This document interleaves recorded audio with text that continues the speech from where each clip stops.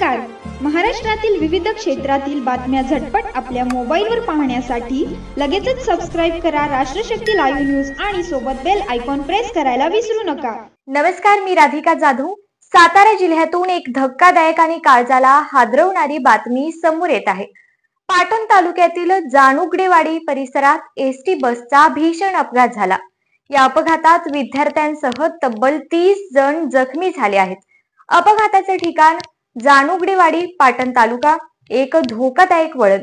समोरून येणारे ट्रॅव्हल बस चालकानं वळणावर नियंत्रण राखण्याचा प्रयत्न केला, मात्र बस थेट रस्त्याच्या कडेला असलेल्या झाडावर आदळली आणि एका क्षणात गोंधळ, भीती आणि जखमांनी भरलेली हाकाटी उडाली. या एसटी बसमध्ये अनेक विद्यार्थी प्रवास करत होते. शाळा सुटल्यानंतर आपल्या घरी परतणारे हे विद्यार्थी. अचानक त्यांच्यावर अपघाताचा घाला. प्राथमिक माहितीनुसार 30 जण जखमी झाले असून त्यापैकी 4 जणांची प्रकृती अत्यवस्थ आहे.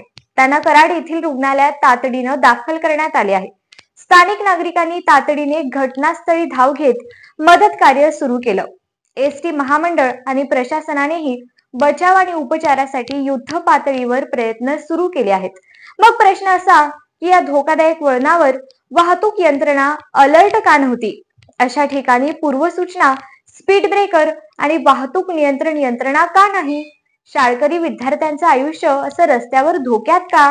राष्ट्रशक्ती लाईव्ह न्यूज वरून माझं आवाहन आहे की वाहन चालकांनी खबरदारी बाळगा. प्रशासनानं अशा ठिकाणी योग्य ती सुरक्षा यंत्रणा त्वरित उभारावी. कारण प्रत्येक अपघातामागे आकड्यांपेक्षा अधिक आयुष्य असतं. ही बातमी शेअर करा, तुमचं मत कमेंट मध्ये नोंदवा आणि शाळकरी विद्यार्थ्यांच्या सुरक्षेसाठी आवाज उठवा.